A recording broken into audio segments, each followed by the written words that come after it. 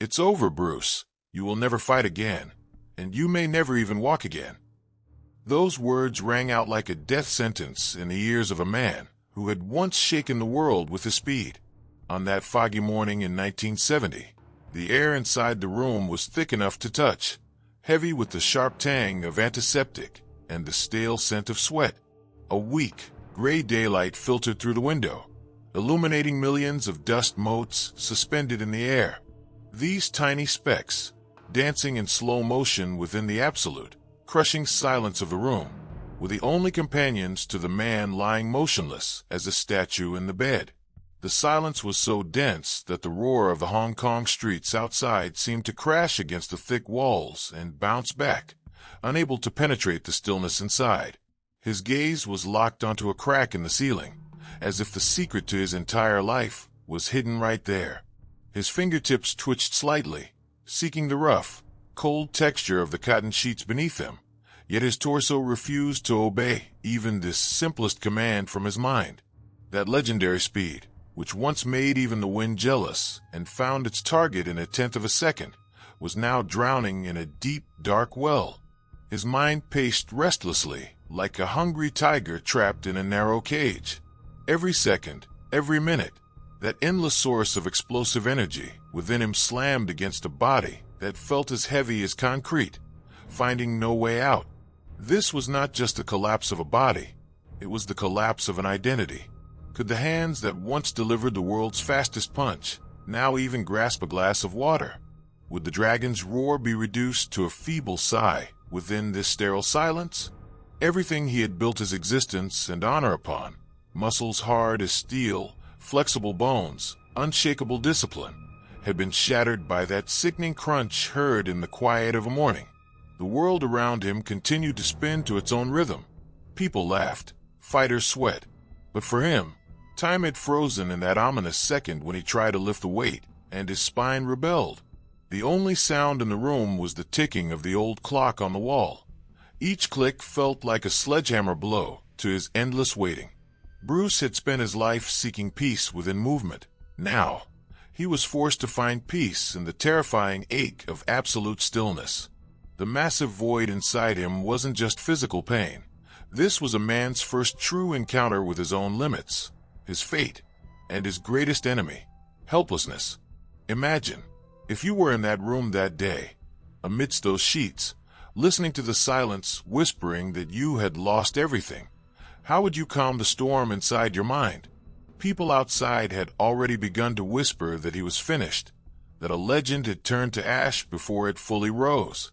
Doctors wrote their reports, friends offered their condolences, and rivals began plotting how to fill the void he left behind. But what no one knew, in that quiet room where dust motes danced, was that Bruce Lee had actually just begun his greatest fight. This was not a war of muscles, but a war of the soul.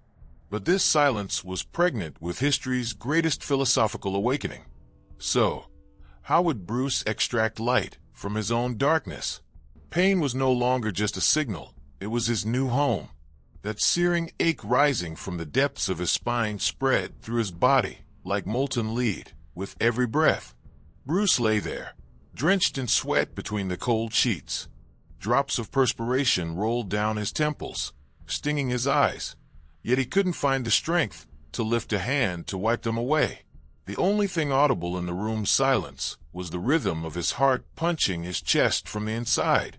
Thump, thump, thump. His heart crashed against his ribs like a wild warrior trying to break free. Physical pain was only the first stage of the war. Within weeks, it gave way to a much darker enemy, his wounded ego. The world's fastest man now couldn't drink a glass of water without spilling it on his bed.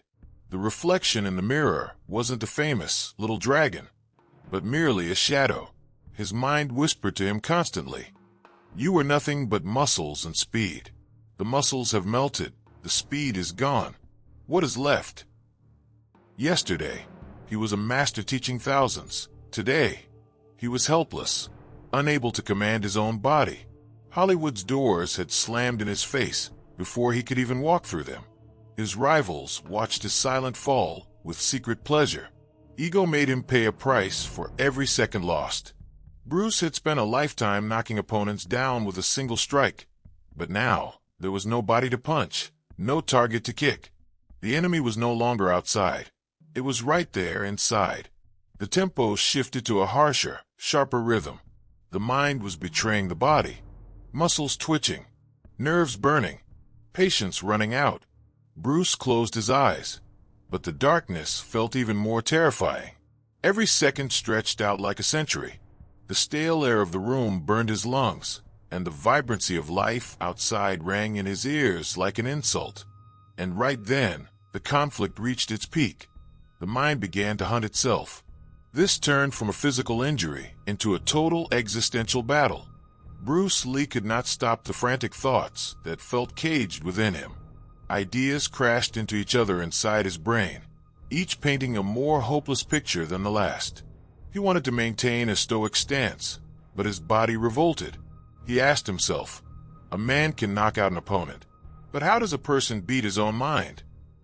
Every time his mind said, you can't, Bruce shuddered as if he'd taken a phantom punch. The oxygen in the room was thinning. His heartbeat echoed in his ears like a war drum. The smell of sweat mixed with the scent of desperation.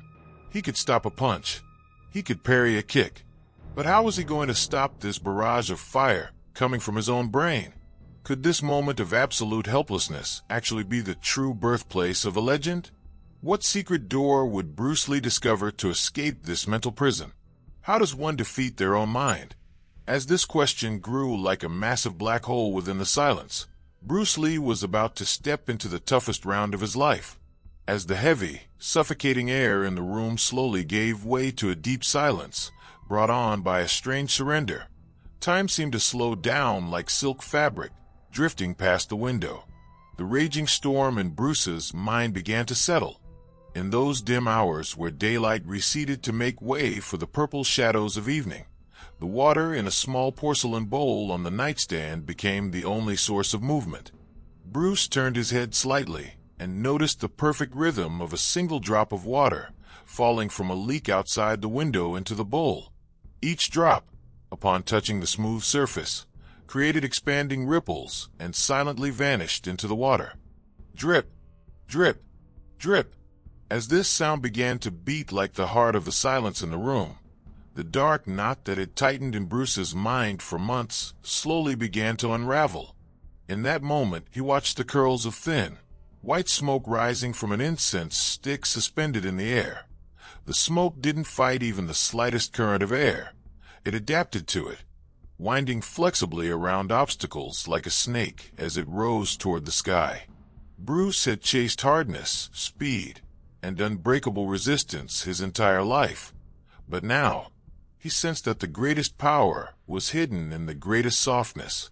As shadows lengthened in the corner of the room, the first seeds of that famous philosophy began to sprout in his mind with the purity of water. Water was the softest substance on earth, yet it could penetrate the hardest rock over time. Because water had no shape, it simply took the form of the container it entered. If you put water into a cup, it became the cup. If you put it into a bottle, it became the bottle. It could flow, or it could crash. Bruce looked at his own broken spine and immobile legs and realized that the hard and rigid man he once was no longer existed. That man had broken because he could not bend. Now, just like the water in that bowl, he had to take the shape of his current situation. If he was in a paralyzed body, his mind had to adapt to the shape of that paralysis, but not be trapped by it. A sensory wave of peace spread through his body as the earthy, soothing scent of sandalwood incense filled his lungs. With every breath, he began to feel the formless and limitless nature of water in his soul. He was no longer fighting his injury. He was flowing through it. Hardness had cracked, but water never cracks. Water simply changes its path. As dust motes danced slowly in the dim light on the ceiling, Bruce had made the greatest discovery of his life. The moment he stopped resisting, he regained his true power. His mind was no longer an enemy fighting his body, but a formless fluid capable of fitting into any vessel. But would experiencing this mental awakening be enough to raise a shattered spine back to its feet? Could a man truly take that first step, which medicine called impossible, simply by transforming his thoughts into water? He had found the answer, but the real test was just beginning. How would he apply this philosophy to a wounded reality made of flesh, bone, and pain? Could Bruce Lee transform this formless power in his mind into the leverage he needed to walk again? In that moment, the heavy, dusty silence of the room was suddenly replaced by a blinding clarity. This was not just hope for recovery, but an explosion of awareness in the deepest layers of the soul. Staring at that crack in the ceiling, Bruce realized he was no longer just a fighter. He couldn't be. From that moment on, he was a reflector. Just like a mirror reflects what is before it without judgment. Just like still water takes in all the blue of the sky, or the darkness of a storm, without scattering it. Bruce's fingertips reached for the pen with dried ink, sitting on the nightstand.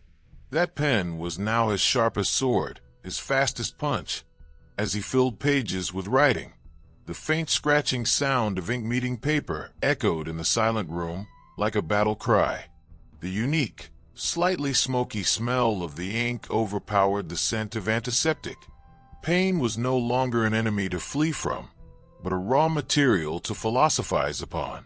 His body was not a prison, but a laboratory where he explored the depths of his mind. He had transformed into that reflecting sage who would impact the world not with his fists, but with his presence. Now I ask you, imagine if your entire world was compressed into those four walls one morning. What would you do? When the talent you built everything upon slipped through your fingers, would you have the courage to face the naked you that remained? The massive lesson Bruce Lee taught in that silent room is this: external circumstances may shatter your life like a storm, but the only fortress within that storm is your mind. The mind is a fortress independent of the body, provided you know how to conquer that fortress from the inside. Look closely at the black and white photo you see on your screen right now. The absolute stillness in this image was actually the beginning of the greatest movement. The absence of color symbolizes the mental clarity Lee possessed in those days. That unshakable stance in the photo was actually built in that dark room in 1970. Right where the doctor said it's over. He walked out of that room not just on his feet, but as a legend. His body had healed, but the real victory was discovering the power of that formless water in his mind. However, the story does not end here. For Bruce Lee, getting out of that bed was not just a physical miracle. It was the start of the biggest gamble of his life. This man, who had sharpened his mind like a weapon, now had to test that weapon amongst the brutal gears of the real world. Hollywood was still closed to him. Racism still stood before him like a wall, and he had yet to prove if his body had regained its old speed. The world was impatient to test him, but no one knew about the final surprise Bruce Lee had prepared for the world.